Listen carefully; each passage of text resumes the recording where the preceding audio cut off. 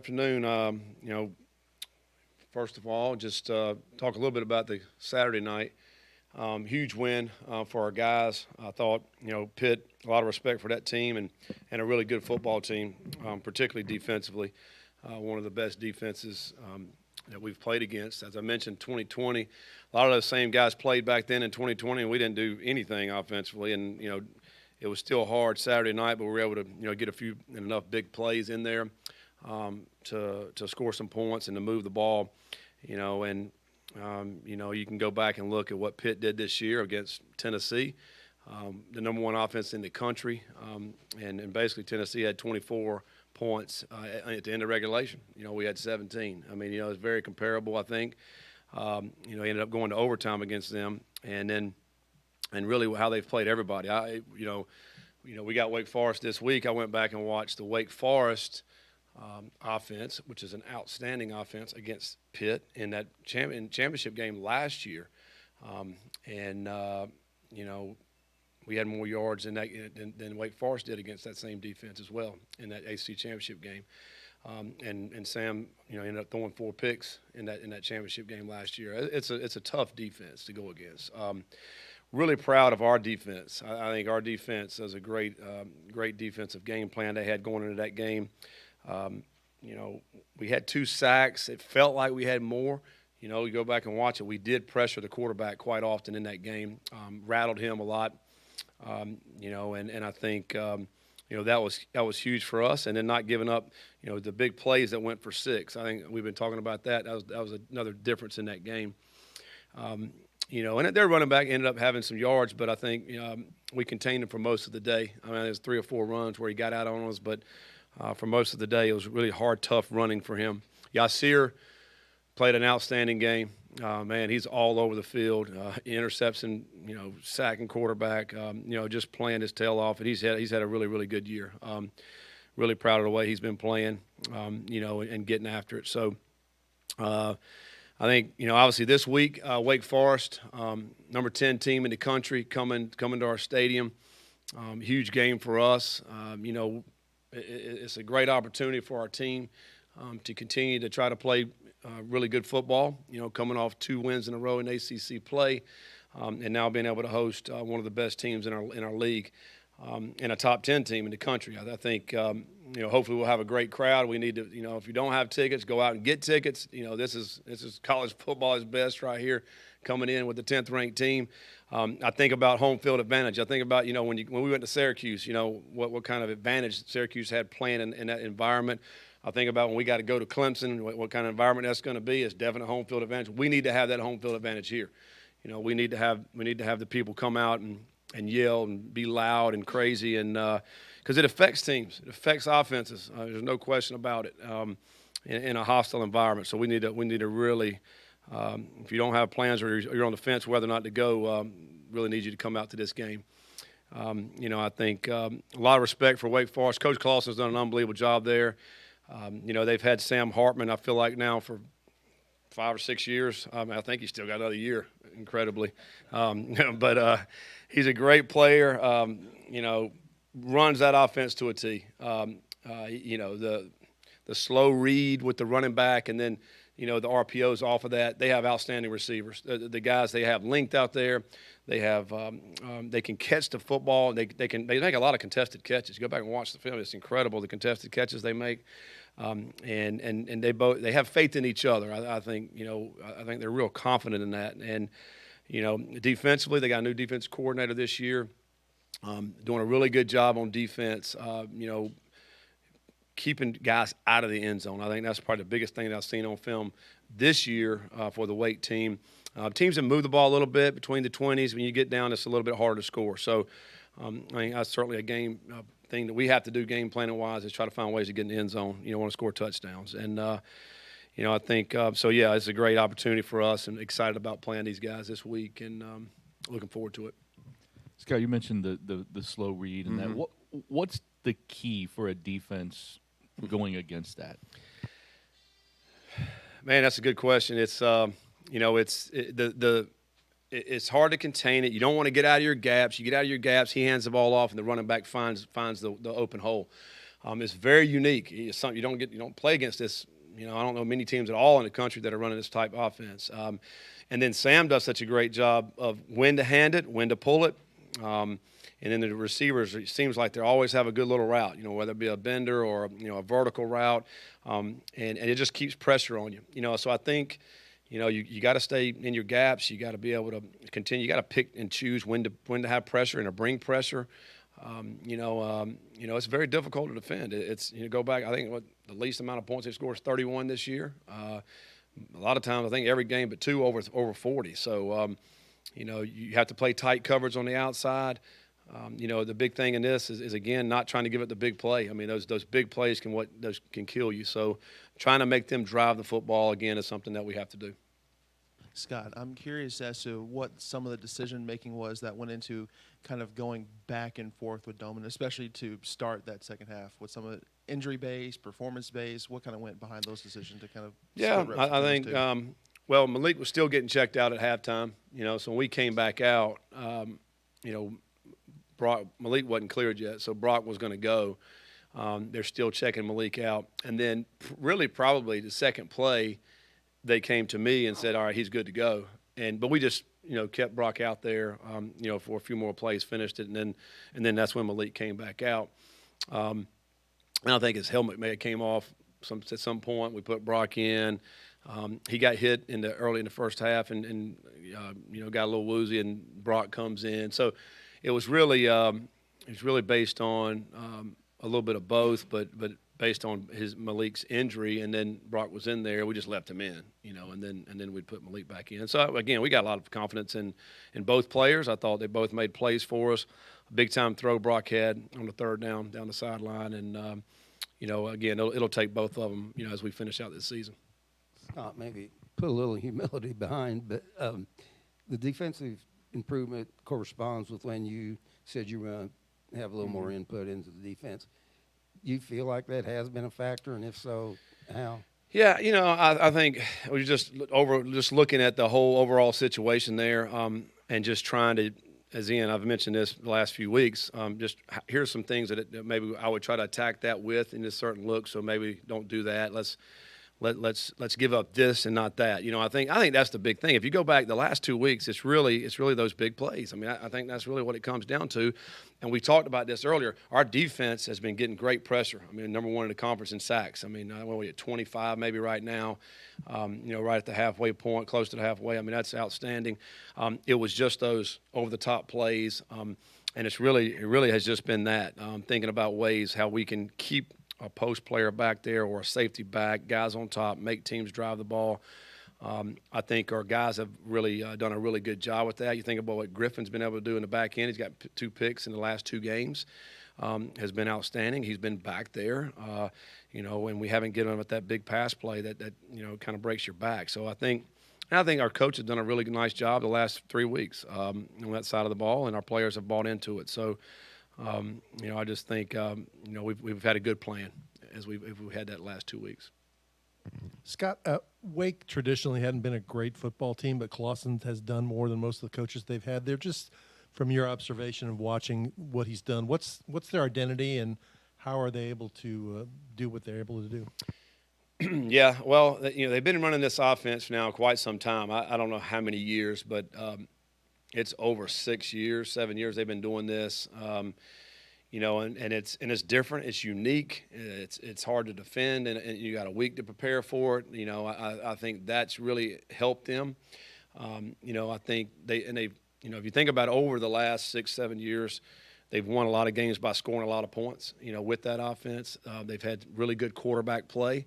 They've been fortunate to stay healthy at that position with their guys. I remember Sam came and played in the game we won 62-59, played in that second half and played outstanding. So that was many years ago, and he's still doing it. He hasn't slowed down since then, really. And they've done a great job of getting some really good receivers in there. And people talk about, well, Wake doesn't have the kind of talent that some of these teams have. Well, they got a lot of talent. I mean, there's some really, really good football players on that side of the ball, particularly. And we saw, was it the running back that transferred out and went to Michigan State that killed it last year? I mean, he was kind of second team guy. It just tells you the caliber of kind of players they've had. But with the talent they do have, the scheme they have on offense, they give themselves a chance to win a lot of games. The other thing that they've done, and it's Coach Clawson's teams, they don't beat themselves. They don't turn the football over. I think they're number one in the conference in lack of penalties. I don't get penalized, maybe 30 yards a game. I remember 2 years ago when they came out here, we ended up beating them. They were, I think, number 1 or 2 in the country in turnovers. And we turned them over that day, I think, two times. So that's kind of how they've won these games. And that's kind of a mark of a Clawson team, I think. Don't beat yourselves. We're going to go out and we're going to go score a lot of points. And make teams have to really play great football in order to beat us. And see what they did to Clemson this year. Went to double overtime. Clemson made some outstanding plays and in the ends contested catches and ended up winning that game. So, just hats off to what they've been able to do there the last few years, and they seem to have it rolling. In your estimation, Scott, is Hartman the best quarterback in the league? And you touched on it a little bit, but what makes him so good? Is it his intelligence, arm, is able to turn a bad play into a good play? Yeah, I think it's a lot of that. I think he's got to be right now, playing the best anybody in our conference. I think a lot. I think their scheme helps. I think what they do, and he fully understands great control of what they're trying to do offensively. Again, they have really good wideouts who a lot of times get isolated one-on-one, and they're long. He's very accurate with his passes. He gives them a chance to make the plays. Go back and watch the film. A guy can be right on his hip. He's going to throw it out in front. The guy's going to be able to make the play. He's tough. He's tough. He's not that big. He's not that big of a player. But I remember last year when we were playing him, we got him tackled. He's falling down. He's almost on the ground, and he makes the throw, and he gets a first down. I mean, it's just he's a big-time competitor, great accuracy, and a full command of their offense. And I think that's what makes him so good. And he doesn't make many mistakes. The other thing is Evans' availability, and will you continue to kind of try to rotate Dolman and Malik because you don't want to get him banged up where he's not fresh in the fourth quarter? Just observation. Yeah, I think Evans is still listed as day-to-day. Hopefully he'll continue to heal up and get better this week. We'll see where that's at. We'll have a better idea probably middle of the week. I think, as I mentioned earlier, I think we're certainly going to need both guys throughout the rest of this season. We've talked about this schedule that we have remaining, and we got a lot of tough teams we have to play. And what we do offensively, sometimes you're going to get little dings here and there, quarterback-wise, and so you're going to need both guys. So we'll see how it goes. I mean, I anticipate both guys probably playing, as we throughout the season. Last week they both did a great job in practice of getting ready to play mentally, and that's the biggest key. And I think that's what will happen again this week. Scott, he asked you about Evans. What about Ford? Then I've got something else. Yeah, Ford's gotten a lot better. Yeah, he's we'll anticipate he's going to be ready to go and play this week. Didn't do much Sunday, just getting treatment Sunday and Monday. Today we'll do a little bit. I think probably as the week goes on, going to do more and more. But he'll be ready to go. He'll be able to play. And I think, injury-wise, I'm trying to think of anybody else that probably Evans will be a guy. I would anticipate Evans being ready to go as well. But I think we'll know a little bit more by the end of the week. You talked a lot about. Oh, yeah, Trevor Reed's the other one that missed the game at left tackle. He should be back. He'll practice again today. Luke Kandra is one that will be out. Luke missed, I think, whenever he went out, second half maybe, but he'll be out for probably a couple of weeks with the ankle sprain, and so we'll be without him for a couple of weeks. What about the offense? Are you pleased with it at this point, or how do you feel? You've talked a lot about the defense. We've been battling on offense, I'll tell you that. We've had a lot of injuries on that side of the ball. You think about the offensive line, guys that have been in and out of the lineup, running back in and out of the lineup, Malik in and out of the lineup, wide receivers in and out of the lineup. I mean, we've just been battling. I don't know how else to describe it. The thing we haven't been able to do, and I've been mentioning this, is just the big plays that we used to have, and we haven't had that much. And I think a lot of it has to do with injuries and guys in and out of the lineup. But I think we'd love to be a lot better, but what we've had available, certainly it's been okay. I mean, but it's not been the standard what you'd love to have. But we're trying to get better, and but whoever we got available, we'll go out there and try to get a great game plan with those guys, and hopefully they can go make plays. Scott, kind of running back wise, like you mentioned, obviously having injuries there. You get Jalen back, but then Tyon goes out. Trevion starts. Jawar started at one point. Yeah. How does, I guess, kind of that lack of continuity, I guess, affect things? Do you feel like it makes the guys better because they get those opportunities? And then just an update on Amari. Yeah, it's tough, because you got guys in and out of the lineup. You got, and really I just go out there and start who's practicing today. I mean, like who's available, and we'll let these guys get reps today. And then as we get to game day, all right, who's available? All right, here's kind of how the rotation will go. I think all those guys understand that. They all obviously are trying to get out there and be available and go through practice and be ready for the game. The tough part is if you miss practice time, the tough part is exactly knowing what to do on game day, with all the different looks we're seeing, the different pressures and different things. And so I feel like you have to get a little bit of playing time throughout the week in order to play on game day, particularly at that position. So we'll see how it works out, but I do have confidence. Whoever's available out of those guys, I have confidence in those guys. We talked about it in the offseason. That was one of the deepest rooms we had was in running back room. So, I think I have confidence in whoever's available. And, Amari's, practicing this week. He'll be available this week. Scott, with Kendra out, he's been playing a lot of snaps. Do you still try to rotate? You'll have Trevor back. Will you still try to rotate? Will it be somebody else maybe thrown in there? Yeah, I mean, I think Gonzalez is a guy that can play a lot of positions. I think certainly plays tackle for us, but also can play guard. Boone had to step up and play a lot of snaps in the second half last game. So we'll see how it goes. But it's a loss. I mean, he was such a mainstay and big guy in the inside. I hate it for him, but he'll be back hopefully in a few weeks. But again, Trevor's back, so that gives us another body. Basically the same kind of number of bodies we had this past week. And a question for defensively, MJ seems like he's really made a big difference in 2 weeks. Was there something he wasn't ready or doing to get out there? And have you seen that on film that he's made that big of a difference? Yeah, I mean, I think he was just continuing to get better and better. The one thing about him is that, man, he practices really, really hard. A great practice player, so he goes hard. He's getting better and better and better. Just really understanding the defense, really. And he's kind of like one of them guys, when he got an opportunity, he made the most of it. And we tell those guys all the time, when you do get your chance, you better be ready, or it'll pass you by. But he was ready. And to your point, I think the last 2 weeks has made some great plays for us. He really is flying around. He's missed a couple tackles here and there, but it's not lack of effort. And I love the way he's pulling his trigger. And then we mentioned earlier, 2 big interceptions are huge interceptions for us. And he's been able to make those kind of plays. And he plays with a lot of energy, and I think our guys feed off of that. Scott, how much of a shot of confidence did that Pitt win give you, knowing that you were able to break the trend of inconsistencies when it comes to wins and losses, and finally be able to rally in the fourth quarter while trailing? Yeah, it was big. It was a huge fourth quarter for us to be able to finish the game like that. We've been there many, many times, and to finally be able to finish was outstanding. We played complementary football. And that's the one thing we've kind of struggled with is that complementary football.